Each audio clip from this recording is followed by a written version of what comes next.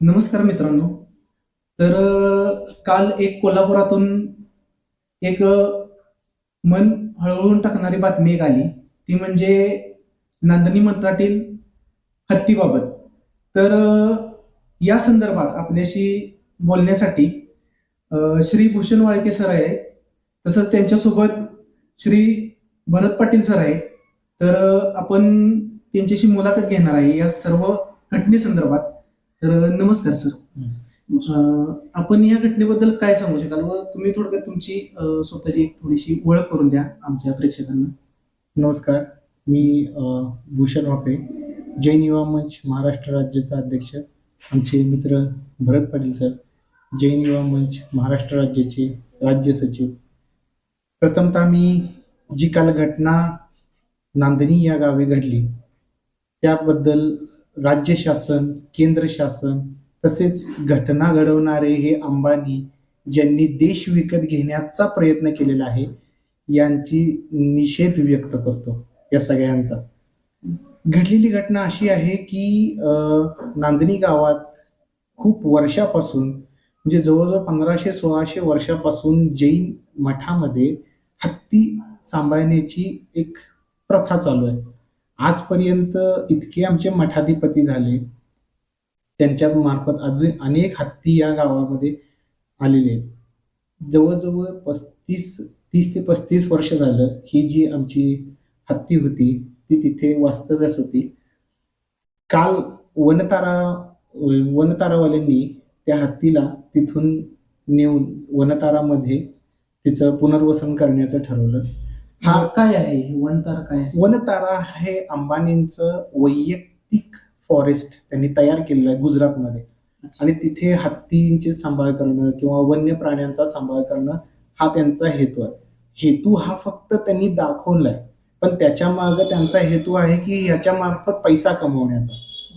आणि ह्याच्यासाठी त्यांनी या हत्तीनीला तिथे पाचारण करण्यात आलेलं आहे आता सध्या. अच्छा. आपले तुम्ही मी मध्ये बोलताना तुम्हाला थोडंसं अडकाव केला. आपल्या त्या मठाबद्दल थोडीशी माहिती मिळेल का? म्हणजे हे किती वर्षापासून तिथं मठ आहे व हत्ती जोपासण्याची परंपरा तिथं किती वर्षापासून चालू आहे? वास्तविक पाहता मठाचं अस्तित्व हे पुरातन काळापासून आहे. त्या काळी जे आमचे राजे वगैरे होते त्यांना तो एक प्रदेश दिला जायचा आणि त्या प्रदेशाचं मालकीत्व त्यांना दिलं जायचं. जसं की आम्ही त्यांना पट्टाधीश असं म्हणतो. साधारणतः जे आत्ता आमचे जनसेन महाराज आहेत ते साधारणतः 3 पट्टाचे पट्टाधीश आहेत. सातारा, सांगली, थोडंसं कोल्हापूरचा थोडासा भाग आणि कर्नाटकातला भाग, अशा भागातलं ते हे करतात. त्यांच्याकडे जे हत्ती असतात ते पंचकल्याणक पूजेसाठी त्यांना मान असतो. त्यावरून जे इंद्रायणी झालेले असतात त्या पूजेचे यजमान त्यांना नेण्याचा आणण्याचा मान या पूजेसाठी त्यांना दिला जातो. आजपर्यंत बऱ्याचशाच पूजा झाल्या, बऱ्याचशाच गावात म्हणजे आमच्या इस्लामपूरमध्ये पण झाल्या, कोल्हापूरच्या आसपास झाल्या, इवन परवा नांदणीला सुद्धा झाली. त्यावेळेला सुद्धा मुख्यमंत्री स्वतः हजर होते. या पूजेमध्ये त्या हत्तीचा मान होता आणि इथून पुढेही तो तसाच असतो. पण आजतागायत अशी कधीच घटना घडली नाही त्या हत्तीनं कोणाला तरी मारलंय किंवा हत्तीनं कोणाला तरी काहीतरी इजा पोहोचवली असं कधीच घडलेलं नाही. मग एवढं सगळं असून म्हणजे त्या हत्तीनं कोणाला इजा पोहोचवलेली नाही, तरी पण ही हत्ती नेण्यामागचं कारण काय? हत्ती नेण्यामागचं कारण असं झालं की ह्याच वनतारावाल्यांनी केरळमध्ये जाऊन एक प्रयोग करायचा ठरवला की तिथले हत्ती उचलण्याचा, कारण तिथले हत्ती प्रशिक्षित आहेत. आता जे मठामध्ये हत्ती असतात ते सगळे प्रशिक्षित असतात आणि ते कुणाला इजा पोहोचवण्याचं कधीच नसतात, कारण त्यांच्याबरोबर 2-2, 3-3 माऊत असतात. आता त्यांनी पहिला घाट घातला की बाबा रे आपण केरळमध्ये जाऊया आणि केरळमधले पहिले हत्ती मिळतात का बघूया. ते केरळमध्ये गेले आणि केरळमध्ये त्यांनी पैसे देऊन हत्ती घेण्याचा प्रयत्न केला. पण केरळ सरकारने आणि तिथल्या त्या संस्थानिकांनी बाबा हे हत्ती सुप्रीम कोर्टापर्यंत यांची लढाई सुद्धा केलेली. सुप्रीम कोर्टात त्यांनी सिद्ध केलं की बाबा रे हे हत्ती जे आहेत ते आम्ही कार्यक्रमासाठी वापरतो, समाजाच्या कार्यक्रमासाठी वापरतो, त्यामुळे तुम्ही हे घेऊ शकत नाही असा सुप्रीम कोर्टाने त्यांना निर्णय दिला. मग जर त्यांना निर्णय हा मिळत असेल तर मग आमच्या महाराष्ट्राच्या बाबतीत हे दुर्दैव सुप्रीम कोर्टाने का दाखवलं, हा माझा प्रश्न आहे. ओके. म्हणजे यामध्ये राज्य शासनाची व केंद्र सरकारची भूमिका एक संशयास्पद आहे असं वाटतंय का हो तुम्हाला? हो 100%. केंद्र सरकारने आणि राज्य सरकारने याबाबत फक्त आणि फक्त बघ्याची भूमिका घेतली, कारण आपला मालक खुश व्हावा हाच त्याच्या मागचा त्यांचा मोठो आहे. अच्छा. अं, हे प्रकरण न्यायप्रविष्ट होतं आणि न्यायालयातनं निकाल लागला. मग न्यायालयाचा निकाल हा आपण सर्वांनी मान्य म्हणजे आपण करत असतो, पण यामध्येही काही दुजाभाव झालाय का असं वाटतंय का हो तुम्हाला? हो नक्कीच नक्कीच. यामध्येही दुजाभाव झाला. बघा, आता मी तुम्हाला एक साधं उदाहरण देतो. जर एखादी गाय आपली जर तिला मस्टॅडिस वगैरे झाला, तर आपण जेव्हा विम्याची रक्कम करण्यासाठी किंवा विमा तिचा घेण्यासाठी जातो, तेव्हा आपण पहिलंच कळवतो कुणाला? जो सरकारी डॉक्टर असतो त्याला. आता ह्या बाबतीत असं झालं की पेटानं जेव्हा पेटावाले बघायला आले, यांनी काय केलं, यांना तो हत्ती मिळत नव्हता. संस्थानांना त्यांनी पैशाची लालच दाखवली की बाबा म्हणजे याआधी हत्ती त्यांनी विकत घेण्याचा प्रयत्न केला. प्रयत्न केला. जेव्हा अच्छा. केरळमध्ये त्यांना नाही म्हणून सांगितलं, सुप्रीम कोर्टाकडनं त्यांना निकाल आला, त्यावेळेला हे सर्च करत होते की बाबा एखादा प्रशिक्षित हत्ती जो शांत स्वभावाने आणि आपण त्याच्यावरती बरंच काही काही पुढे करू शकतो असा कोण आहे, तर त्यांना ही आपली माधुरी हत्ती जी आहे ती त्यांना तशी दिसली. अच्छा. तशी दिसल्यानंतर त्यांनी पहिल्या संस्थानाला पैशाची लालूची दाखवली की बाबा रे, आम्ही तुम्हाला एवढे एवढे पैसे देतो. एक मध्यस्थी गाठला आणि त्या मध्यस्थ्याच्या द्वारे ह्यांनी हे सगळे प्रयोग करण्याचं बघितलं वनकरावाल्यांनी. तेव्हा आमचे जे मठाधिपती होते ते 3 पट्टाचे पट्टाधीश असल्यामुळे आणि कोल्हापूर वासियांचा हा जिव्हाळ्याचा विषय आहे.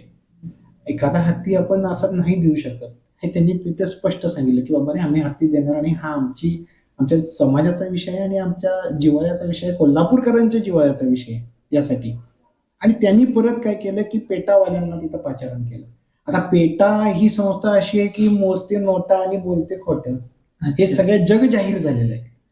ही संस्था कोणती, हिचं अस्तित्व काय, हा आजपर्यंत न समजलेला प्रश्न. नेमकं पेटा चालवते कोण आणि पेटाचं अस्तित्व आहे तरी काय? याला केंद्र शासन चालवते, राज्य शासन चालवते की हे स्वतः चालतात? कारण त्यांची भूमिका ही यामध्ये संदिग्ध आहे. बघा, हिंदुत्ववादी संघटनांनी एक नवीन कायदा चालू केला की बाबा रे, आम्ही ते गोरक्षा कायदा. आता आम्ही शेतकरी लोक आमची भाकड जनावरं विकणार कुठं? मग मी ह्या माध्यमातून पेटाला सांगू इच्छितो की आमची जी भाकड जनावरं आहेत ती सुद्धा वनताराला आम्ही द्यायला तयार आहे. त्यांनी न्यायची तयारी फक्त दाखवावी. किंवा आमच्या इथे जो शेतकऱ्यांना त्रास देणारा जो बिबट्या आहे किंवा हिंस्र जनावर आहे ते जर सापडलं तर त्याची सुद्धा जबाबदारी पेटाने घ्यावी आणि ते सुद्धा तिकडे पोच करावं. सर्वोच्च न्यायालयाच्या निर्णयानुसार वनतारानं हत्ती नेला, पण ते अजून काही काही याच्या करू शकतात. नाही, मुळातच कसं आहे की आज देशात बघता, देशामध्ये सर्वत्र बघता की रिलायन्स ग्रुपने सगळ्या क्षेत्रामध्ये कामगिरी उल्लेखनीय केलेली आहे आणि करावंच. त्यांचा उद्योग क्षेत्रामध्ये अंबानींचा पहिल्यापासूनच हातखंडा आहे. त्या माध्यमातून लोकांची प्रगती होते, लोकांना विषयावर काही गोष्टी मिळतात आणि त्या गोष्टी कळाव्यातच. त्याबाबत काही दुमत नाही आहे. मुळात हा प्रश्न आहे तो जैन समाजाच्या अस्तित्वाचा प्रश्न आहे की त्यांना हत्ती घेतल्या नांदणी मठातलाच का हत्ती पाहिजे होता, हा मुळात माझा प्रश्न आहे. आजकाल बरेच हत्ती गडिंगलेच्या भागामध्ये नासधूस करतात, शेतकऱ्यांची नासधूस करतात. तिथे कुठे एखाद्या वन विभाग अधिकारी जात नाही. एखाद्या हत्तीला शेतकऱ्यांनी एखाद्या जरी दगड मारला तरी तेव्हा केस होते. असा प्रकार तिथे घडतो. आम्ही प्रतिशत डोळ्याने बघितलेलं आहे. रात्रभर लोक जागून आपली आपली पिकं वाचवतात. पण तिथे कुठे एक वनतारा वगैरे असले कुठले किंवा सरकारची तिथे कुठे भूमिका दिसत नाही आम्हाला शेतकऱ्यांच्या बाजूने. पण इथे नांदणी मठावर डोळा का, हा मुळात आमचा प्रश्न आहे. का जैन समाजाने असलं कुठलं कर्तृत्व केलंय की बाबा त्याच्या एवढं दुखवण्याचं काम अंबानी कुटुंब असू दे किंवा गव्हर्नमेंटच्या माध्यमातून असू दे, एवढं कशाबद्दल भावना दुखवण्याचं काम केलं, हा मला मुळात प्रश्न आहे. जैन समाज हा शेती पिकवणारा एक चांगला समाज आहे.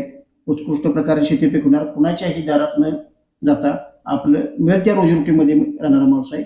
धार्मिकता, अहिंसा मार्गाने आपला धर्म पुढे चालत ठेवायचं हे आमचं पवित्र काम आहे आणि त्याबद्दल इतर सर्व समाजाला घेऊन सुद्धा काम करणारा आमचा समाज आहे. निवड आम्ही आमच्या समाजापुरतं राहता एखादं जर पंचकरण एखाद्या गावात असेल तर त्या गावामध्ये सर्व धर्म लोकांना आम्ही समावेश करून घेतो. ह्याचं बरेच उदाहरणं प्रत्येक गावात जे जैन समाज आहे तिथं सर्व धर्मातल्या लोकांना अनुभव आहे आणि त्या लोकांचे सुद्धा मन पवित्र करण्याचं काम जैन धर्म करतो असतो.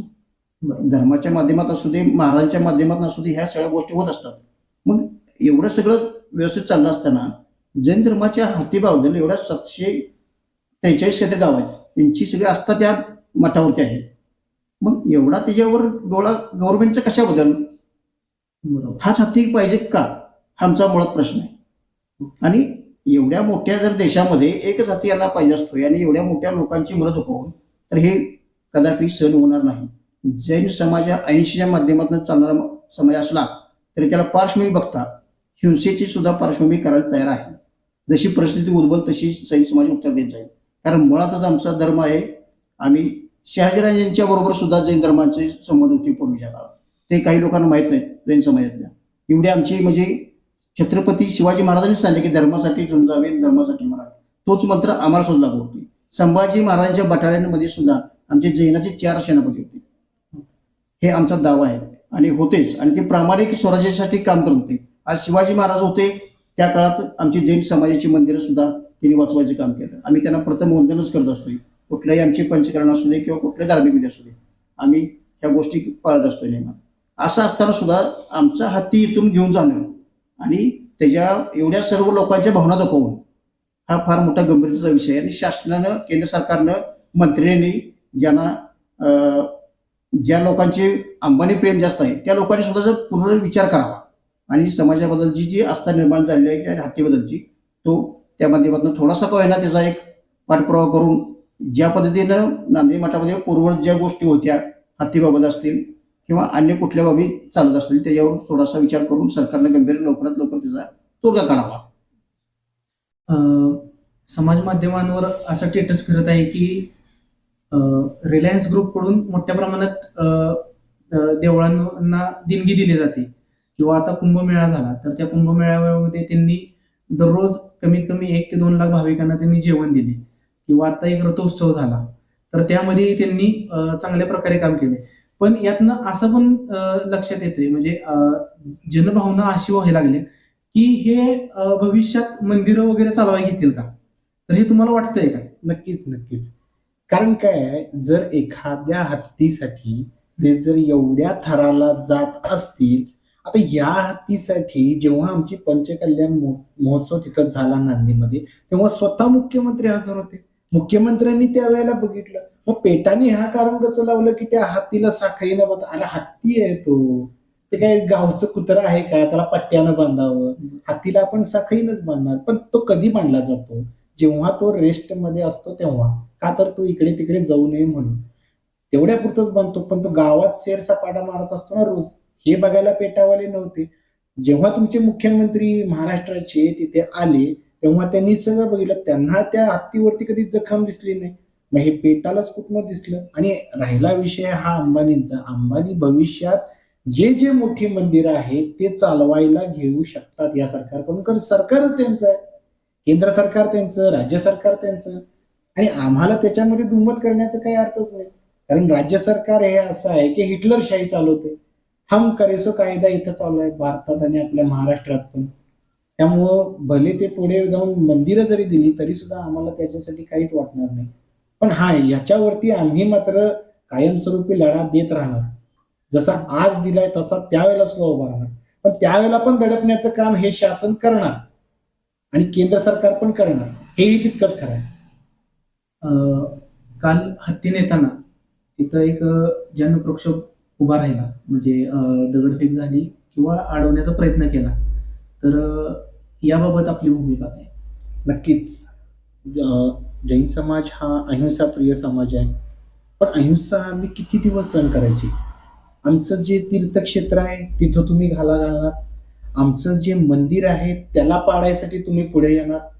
मग आमच्या मठाचा हत्ती नेताना ह्या प्रक्षोभक भावना खरोखरच उफाळून आल्या. आणि ह्याला कारण ह्या 3 घडलेल्या घटना आहेत, सलग घडत गेल्या. जसं की जैन समाजाचं सगळ्यात मोठं मंदिर आहे जे सम्मेद शिखरजी म्हणून आहे, तिथं यांनी पर्यटन विकास केला. जे तीर्थक्षेत्र आहे तिथं तुम्ही आम्ही न्यायालयाच्या बाजूने आमच्या बाजून निकाल दिला, सम्मेद शिखरच्या बाजून. इथे कुठलेही विचित्र प्रकार होता कामा नये. इथे कुठलेही तीर्थक्षेत्राचं जैनाचं पार्श्वनाथाचंच ही भूमी आहे आणि तर त्याच समाजाचं एखाद्या तीर्थक्षेत्रावर निकाल दिलेला आहे जर त्याची आमच्याकडे प्रत पण आहे. मच्छी, मटण किंवा दारू हे नेण्यासाठी जर आपण तिथे हे प्रक्षोभ करत असलो तर ही चुकीची गोष्ट आहे. हे पहिली घटना घडली. त्याच्यानंतर विलेपार्लेमध्ये जे मंदिर होतं, एका बारसाठी तुम्ही अख्खं मंदिर पाडलं. तिथे बारला तिथे जागा मिळेल, त्याला एक्सपांड व्हावं म्हणून. आणि ही आत्ताची घटना जी कोणाच्याही असं कधी वाटत नव्हतं की बाबा ही अशी घटना सुद्धा हे घडवतील. मग आता आम्हाला असं वाटायला लागलं की बाबा पुढे जाऊन हे लोक आमची मंदिरं सुद्धा कॅप्चर करतील. जसं की बालाजीचं मंदिर असेल, तिथं खूप मोठ्या प्रमाणात दान होतं. आता यांना भिकेचे डोहायला लागलेलेच आहेत पहिल्यापासून. त्यांना वाटत असेल की बाबा आमच्याकडे अजून नाही, होऊ पैसे शकतं तसं, होऊ शकतं. करू शकतात. ते आमचं विठ्ठलाचं मंदिर आहे ते सुद्धा ते कॅप्चर करतील. आमच्या शनीचं मंदिर आहे जे मोठं आहे तिकडे ते सुद्धा घेतील. साईबाबांचं शिर्डीतलं मंदिर ते कॅप्चर व्यावसायिक आहेत ना, त्यामुळे त्यांना कुठेही पैसाच कमवायचा. यांना प्रत्येक गोष्टीमध्ये फक्त आणि फक्त व्यवसाय दिसतोय. आता हे तिथं लोक आता ती तिथं हत्तीन ठेवली, इथली लोक तिथं बघायला जातील. बघायला गेल्यानंतर त्याचे हे तिकीट लावतील. त्या हत्तीवरून हे लोक सैरसपाटे करायला ठेवतील. मग त्यावेळेला तिला जखम होणार नाही का? त्यावेळेला तिचं मन दुखावणार नाही का? आणि ही लोक दगडानं बनलेली आहेत. ही लोक, त्यांना पाझर कधीच येत नाही. त्या काल आपण जेव्हा बघितलं त्या हत्तीच्या डोळ्यातून सुद्धा अश्रू येत होते. ते मठाधीश खूप रडत होते. म्हणजे तो जीव कॉन्टॅक्ट किती होता त्या लोकांच्यातला. ह्या लोकांना थोडा तरी त्याचा पाझर फुटला नाही. बाबा ठीक आहे, असं दे, ही राहू दे, दुसरं काहीतरी बघूया. किंवा त्यांनी असं मठाला सुद्धा सांगितलं नाही की बाबा रे एखादं या हत्तीनीचं पिल्लू आम्हाला द्या आणि तुम्ही प्रशिक्षित करा आणि आम्हाला द्या. ते सुद्धा आम्ही केलं असतं. यांनी आमच्यावरती आरोप काय ठेवला की बाबा रे तुमची ह्याची निगा नाही. आज तुम्ही आपल्या माध्यमातून मी तुम्हाला सांगतो, आज आपण तिथं जाऊन बघूया. त्या हत्तीसाठी स्पेशल मठानं एकरभर जमीन ठेवलेली आहे. का तर त्याचं खाद्य वगैरे त्याला मिळावं म्हणून. रोज त्याच्यासाठी खाद्य गोळा केलं जातं. रोज तो गावात फिरत असताना लोक त्याला उत्स्फूर्तपणे देतात. मग हे सगळे आरोप त्यांनी कुठल्या भरोशावर लावले आणि हे कोर्टानं कोणत्या भरोशावर ऐकले, हा माझा प्रश्न आहे या माध्यमातून. आणि हेच आमच्या जे आता इथले आमदार लोक असतील किंवा खासदार लोक असतील, जे ह्यांना मानणारे नाहीत असे पण, मानणारे असले तरी पण आणि मानणारे नाहीत असे पण, ह्यांनी थोडासा विचार करावा की बाबा रे हा कोल्हापूर, सांगली किंवा आपल्या ह्या आजूबाजूच्या जीवित याचा मोठा प्रश्न आहे. त्यांच्या भावनिकतेचा प्रश्न आहे. त्या भावनिकतेच्या प्रश्नावरती आपण काय करू शकतो. आणि हे वैभवगत प्राप्त झालं तर ह्याचा नक्कीच फायदा जो करून देणार आहे त्या ह्याला समाज करेल, हे मी तुम्हाला सांगतो.